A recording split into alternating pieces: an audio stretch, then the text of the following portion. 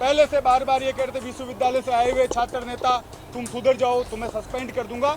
और जिस तरीके से बिना वोटिंग और जिस जल्दबाजी में कल सस्पेंशन हुआ, कल मार्शलों द्वारा जिस तरीके का बर्ताव हमारी महिला विधायकों के साथ, बुजुर्ग हमारे जितने भी विधायक थे उनके साथ किया गया, एक जैसे सड़क पर झगड़ा होता उस तरीके की नौबत सदन में आई।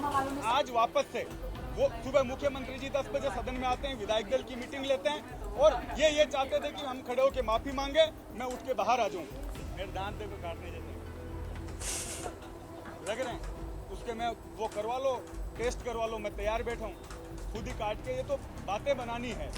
उनके लोगों ने जो हमारी महिला विधायकों के साथ बदतमीजी की, उनका कुछ नहीं है और आज ये कह रहे हैं कि हमने उनको काटा है, तो ये सब असंवैधानिक है।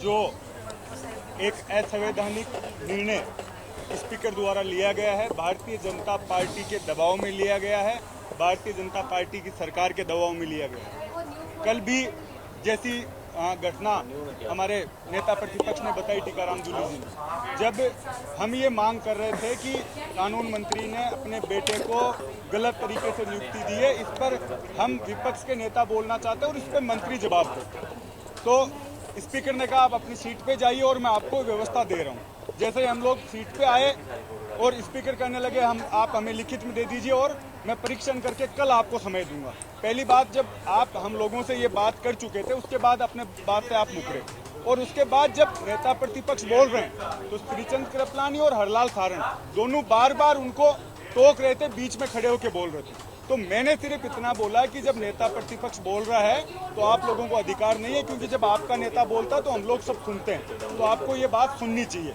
उतने में पूरी भाजपा खड़ी हो गई और स्पीकर साहब को पता नहीं पहले से ये तय करके आए थे, क्योंकि उन्होंने पहले भी 2-3 बार यूँ कह दिया कि आप शांति से बैठ जाइए, क्योंकि भाजपा के मंत्री जवाब दे नहीं पा रहे।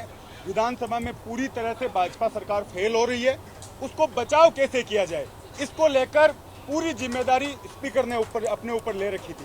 पहले से बार बार ये कहते विश्वविद्यालय से आए हुए छात्र नेता तुम सुधर जाओ, तुम्हें सस्पेंड कर दूंगा। और जिस तरीके से बिना वोटिंग और जिस जल्दबाजी में कल सस्पेंशन हुआ, कल मार्शलों द्वारा जिस तरीके का बर्ताव हमारी महिला विधायकों के साथ, बुजुर्ग हमारे जितने भी विधायक थे उनके साथ किया गया, एक जैसे सड़क पर झगड़ा होता उस तरीके की नौबत सदन में आई। और उसके बाद गतिरोध तोड़ने की बजाय भाजपा सरकार, भाजपा के मंत्री और स्वयं स्पीकर आज उनका बयान दे कि कांग्रेस ही, जब आप उस पद पर हो तो आपका ये दायित्व बनता है कि पक्ष और विपक्ष आप भाषा का उपयोग करें। कांग्रेस ही है इस तरीके की भाषा बोल रहे हैं। तो ये जितनी भी चीजें घटी और उसके बाद आज वापस से वो सुबह मुख्यमंत्री जी 10 बजे सदन में आते हैं, विधायक दल की मीटिंग लेते हैं और ये चाहते थे कि हम खड़े होकर माफी मांगे, मैं उठ के बाहर आ जाऊं।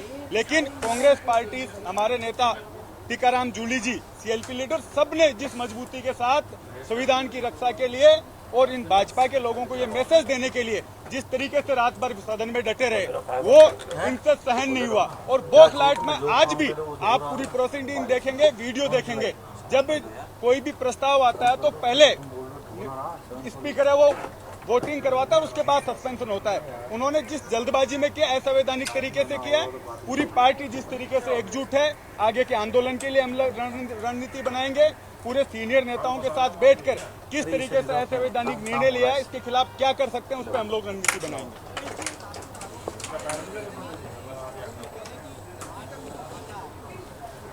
मेरे दांत देखो काटने जैसे लग रहे हैं, उसके मैं वो करवा लो, टेस्ट करवा लो, मैं तैयार बैठा हूँ। खुद ही काट के ये तो बातें बनानी है। उनके लोगों ने जो हमारी महिला विधायकों के साथ बदतमीजी की, उनका कुछ नहीं है और आज ये कह रहे हैं कि हमने उनको काटा है, तो ये सब असंवैधानिक है। मैं पुनः बहाल होने के बाद भी अपनी रणनीति, अपनी स्टाइल नहीं बदलूंगा। जब आप सदन में भाजपा को देना पड़ेगा, चाहे परमानेंट मेरी सदस्यता ये निलंबित कर दे, लेकिन जिस रवैये से ये सदन चलाना चाहते हैं उसके खिलाफ मैं हमेशा खड़ा रहूंगा।